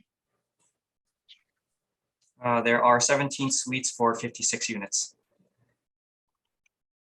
17 spots. Or 17 spots, stalls for 56 units. So that's not typical of an apartment block, is it? They normally have more spots per suite. That can be typical. There are some units that don't have any parking, and then there are some apartments that have 17 out of 56, and there are some that have 1-for-1, and there are some that have more. Would it be fair to say the ones that are 1-for-1 and more are probably suburbia? I would say they're probably newer. Newer? Okay. No, that's all the questions I have. Thank you. Mr. Peich, any questions?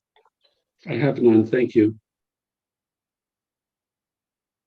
I just had a follow-up then to the parking on the questionnaire.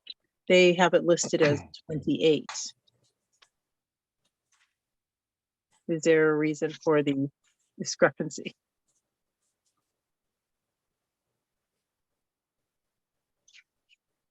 But that's on your page 11.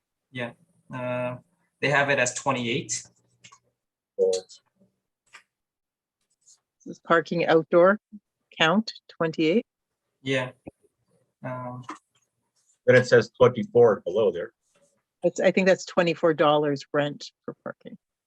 Oh, It says outdoor parking stalls with a Yeah, dollar. I'm not sure why the discrepancy. We would have to probably talk with them about it. Okay, just, Yeah, unfortunately, I'm not sure why.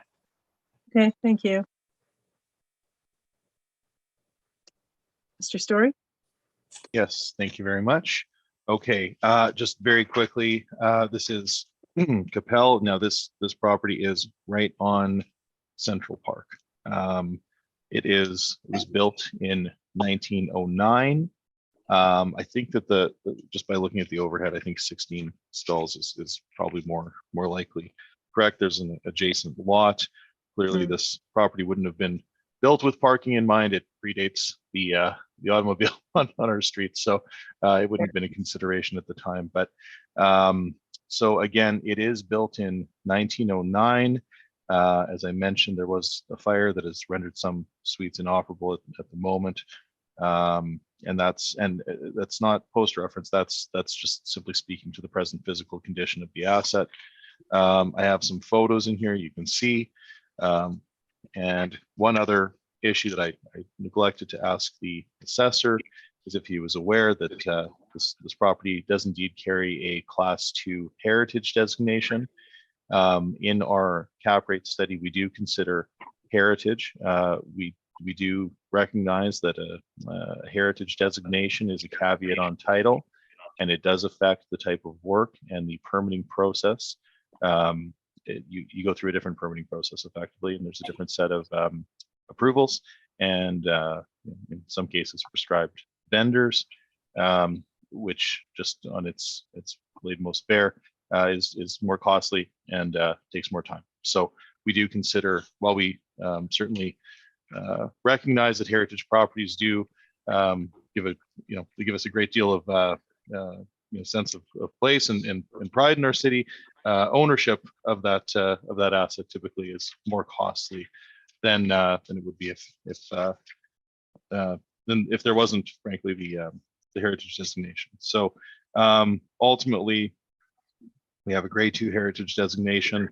We have a wood frame property. It's social housing. In 1986, it was, I'm not sure what state it was in. I believe they put an elevator in at that time, and it was for a housing co-op. It has since, ownership has since transferred to Manitoba Housing.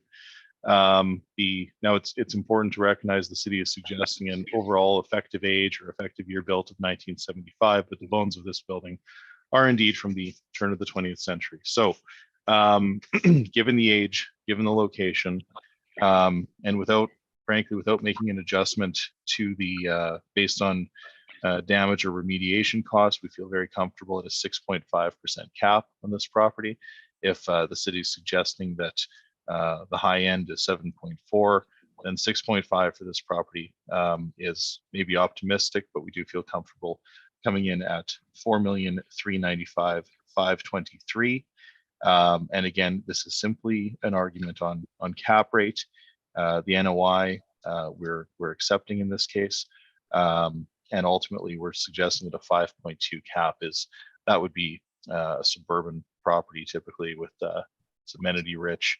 It's a great deal newer than certainly not from 1909. So again, this entire argument on this property comes down to the capitalization rate. Of course, the cap rate is the numerical assessment of risk. And typically anybody who's looking at this property, given some of these factors, would see a much higher degree of risk than 5.2%. So ultimately, we believe that 6.5 is supported, may even be low, but our value then comes to $4,396,000. And I will ask that some of my comments on social housing and locational adjustments carry forward. And that is my presentation on Capel. I thank you. Thank you very much. Mr. Wong, do you have any questions for Mr. Story? No questions. Thank you, Mr. Moretsky. I have no questions. Thank you, Mr. Pite. I have none, thanks. Thank you, nor do I. Okay, so is there a need for summary from either party? No, thank you. No, I think we're good, Madam Chair. Thank you. Okay, thank you. So the next property on the docket is 379 Hargrave Street. Mr. Wong, please proceed when you're ready. Okay. The subject property is 379 Hargrave Street. The roll number is 130-961-39600. The file number is 22-2722. This is a residential apartment block that's 5 stories high. It was built in, was built in 1909, but we have an effective year built of 1934. There are 71 suites with 16 outdoor parking stalls. On page 3 is a picture of the subject property with its location.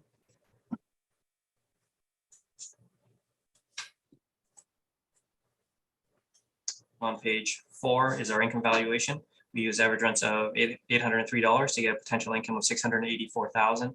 We use a 4.7% vacancy to get an effective gross income of $652,000. And we use a 56% expense ratio to get a net operating income of $285,000. Capped at 5.45%, we have an estimated market value of $5,231,000. On page 5 are some rent comparables. That shows that the rents that we've applied are in line with what's in the market. On the bottom of page 5 are some expense comparables that range from 49 to 56%. This supports the model's expense ratio at 56%.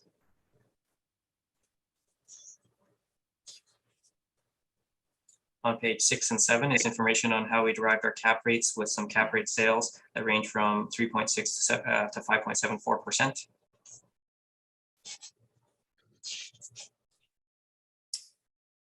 On page 9 is the mailer submitted by the owner. See, their income is $513,000 and their expenses were $401,000.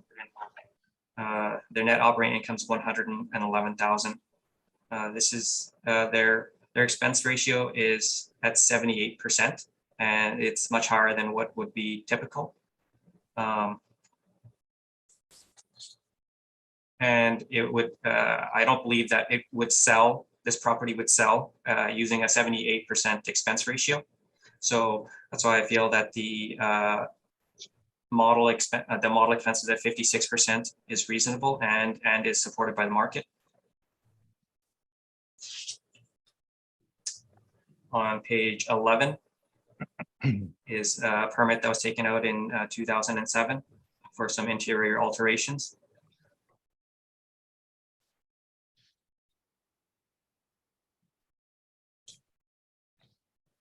So apparently there are some new ceilings, flooring, kitchen, bathroom, cabinets.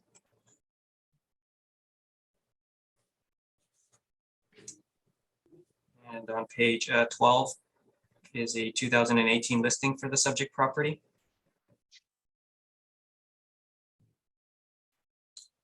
You can see on page 13 that when I was saying that the property probably wouldn't sell using a net operating income of $111,000.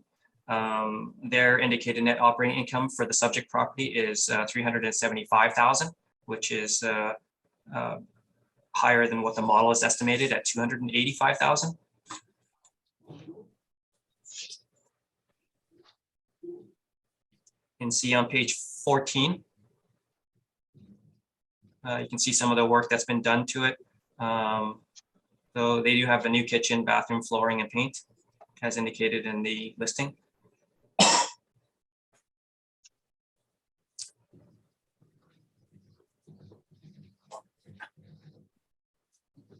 And you can see on page 17, there's some interior pictures of the subject property from an ad on the internet.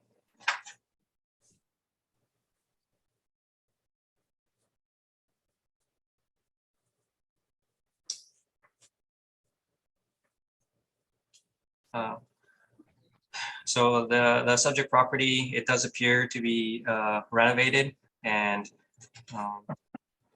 but their expense ratio appears to be very, very high. And so I think looking to the market to try to establish a more market expense ratio is reasonable. The rent that the model has applied and as well as the expenses and the cap rate are supported by the market. And the indicated net operating income from the listing is about $90,000 higher than what our model has estimated. So having said that, I ask that you maintain the assessed value at $5,231,000. Thank you very much. Mr. Story, do you have any questions for Mr. Wong? I have some questions, yes. So Mr. Wong, you'd mentioned this listing, but this property did not indeed sell, correct? I'm not sure. well, okay, if we go to your page 2, subject sale history, there's no sale there, correct? Sometimes they transact. Outside of land title, so that's why I say I'm not totally sure. I believe Okay, it's the and then- same owner, but I'm not sure. Okay, did you look at the income and expenses in this property, particularly when you're suggesting that the projected NOI on this marketing brochure is very high? Did that NOI, was that ever achieved in subsequent years? We can certainly look at 18, 19, and 20 to your knowledge. I don't believe so. I'm just saying that it would unlikely sell at using a net operating income of 111,000. Okay, but so just to be very clear, did you consider the actual income and expenses of this property for the purpose of our exercise here today? I don't believe that they would be very representative of market. I didn't use them. Oh, and now this is not a social housing asset. This is indeed a market apartment, correct? Yes. Okay, so you're suggesting that the actual performance of this property is the model is a better indicator than the actual performance of the property? Trying to understand that.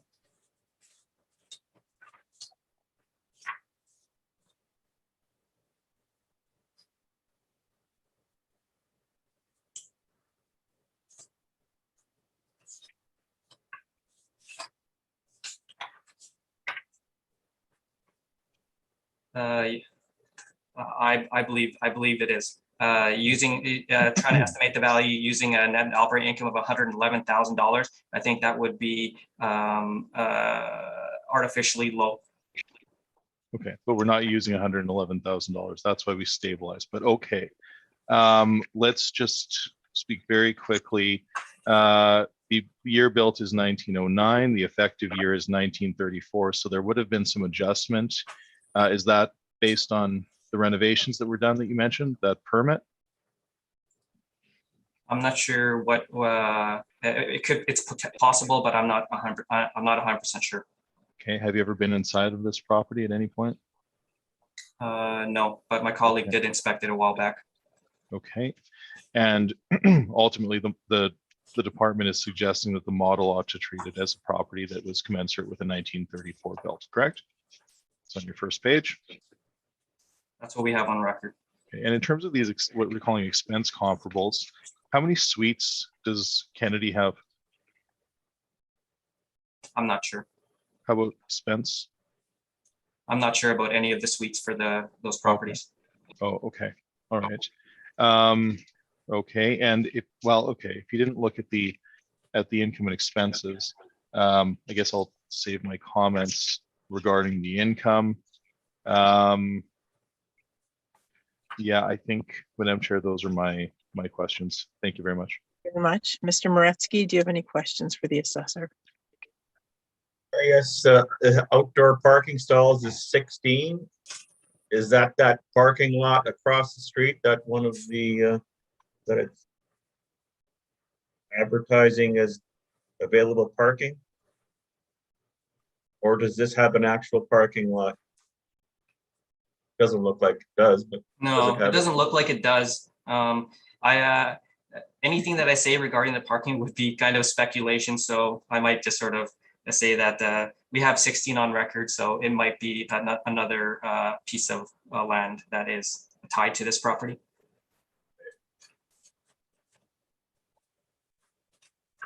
So it's renting out right now, is that correct? Private, it's a private entity renting it out, correct? Yes.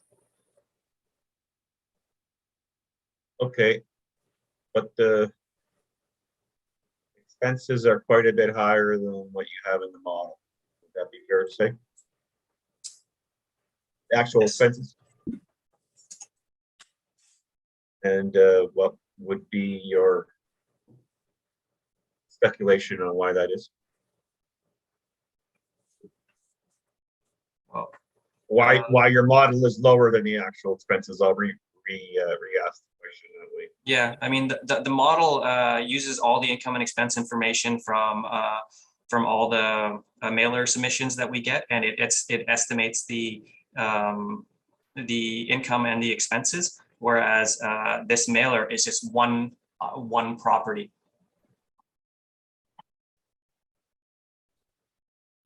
Yeah, So- yes. Would it not be more representative of the actual performance potential of this building though? In this particular case, I don't believe that it is. You can see that their indicated income is 111,000. Do you see that? Yes. And then, but on page 13, their indicated net operating income is 375,000. So I believe that maybe the truth might be somewhere in between. And as it turns out, the model net operating income is in between those two. So this was the current owner that offered this for sale, but what year was that? 2018.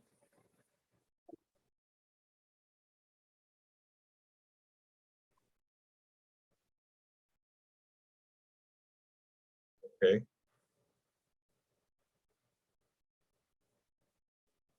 However, the actual expenses are the actual expenses though, correct?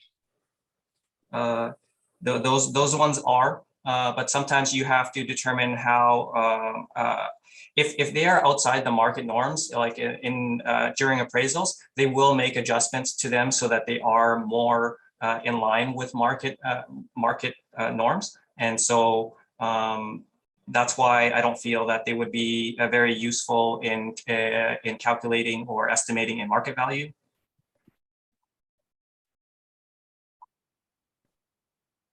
What wouldn't be as useful? Sorry. Their actual expenses in 2020. And what? Sorry. Why is that again? Because like you can see that it seems to be estimating a very low net operating income. So I don't believe it would be it would lead to a very accurate estimate of value, especially considering that when they listed it, they estimated their net operating income to be 375,000 versus the 111,000 that their 2020 income statement is indicating. Yeah, I'm not sure I understand your argument, but I'm going to leave it there. Thank you. No further questions. Thank you, Mr. Peich. Any questions? Thank you. Thank you. Nor do I. So, Mr. Story, please proceed with your presentation. Yes, thank you, Madam Chair. So just to be very clear, we have an older building in the downtown on the corner of Hargrave and Cumberland. The rents are what they are. The expenses are what they are, regardless of what was listed. Who knows what assumptions were made there? Maybe that's maybe that's with the presumption that there would be a full reno or who knows what. But ultimately, we are looking at this property on a site-specific basis.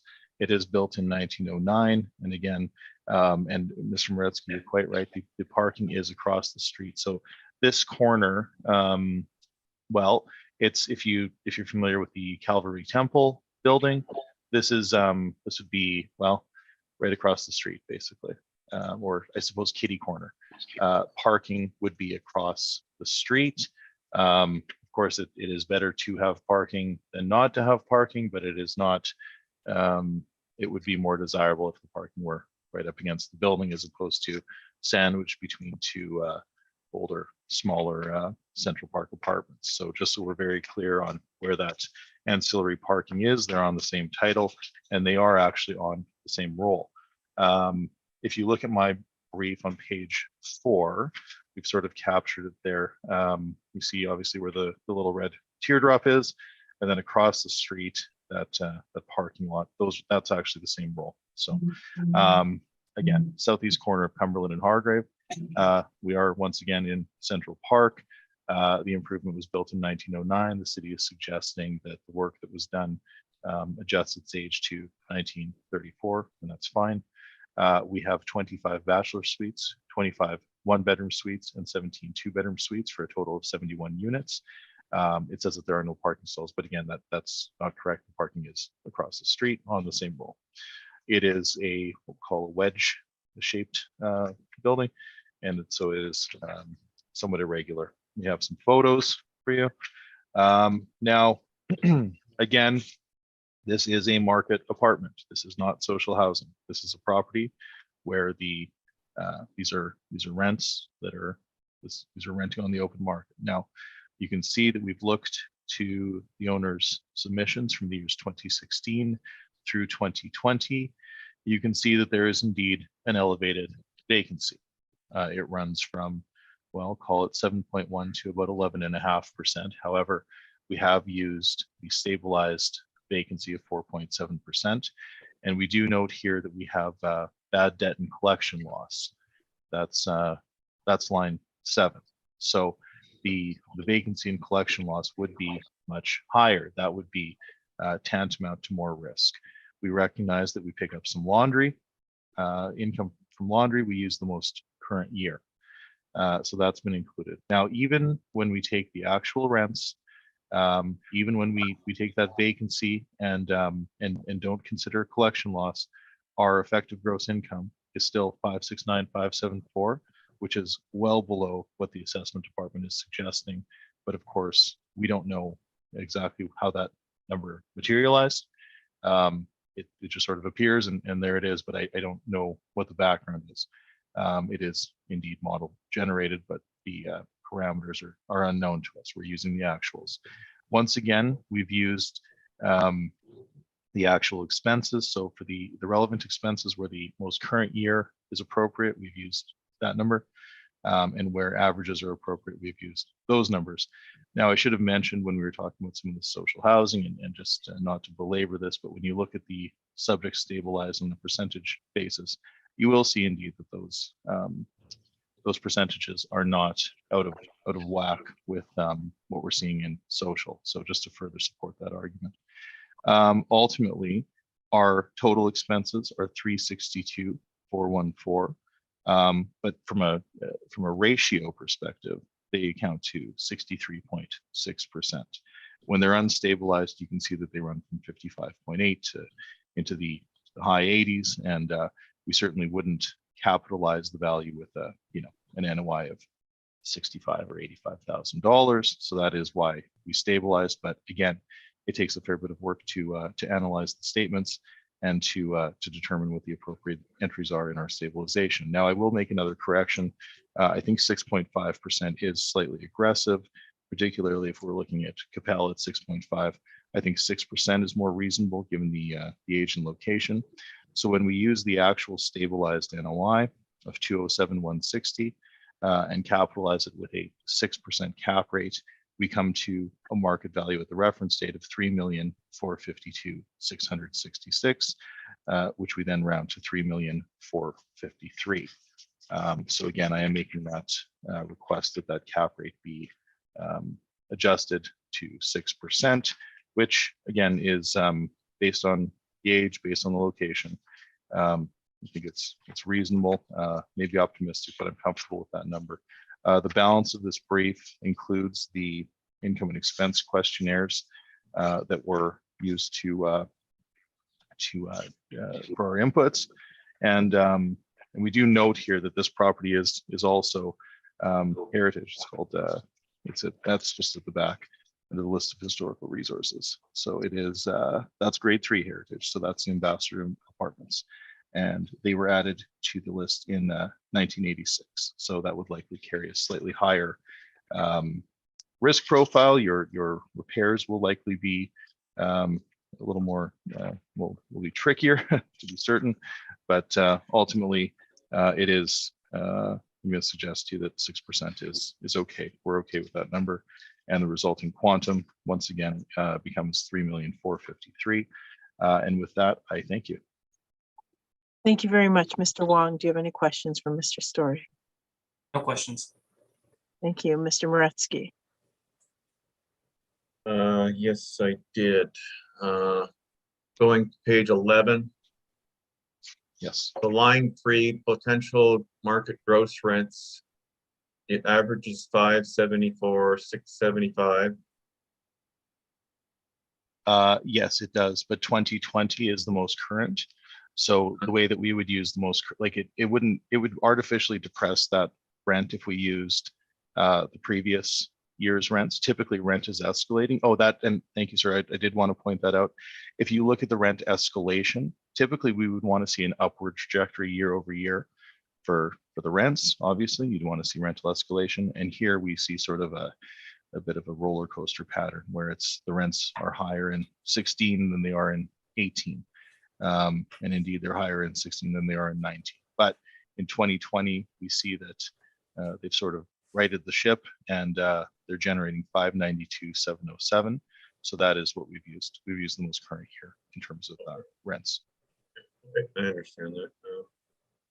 I think that's all the questions I have. Thank you. Thank you, Mr. Peich. Any questions? Thank you. Thank you. Nor do I. Is there a need for summary from either party? No, thank you. No, I think we've said it all, and I thank you all for your time this evening. Appreciate it. Well, thank you very much, everyone. We have heard all the items scheduled, and this hearing is now adjourned. Good evening. Wonderful. Good night. Okay. Bye, everyone. Bye-bye.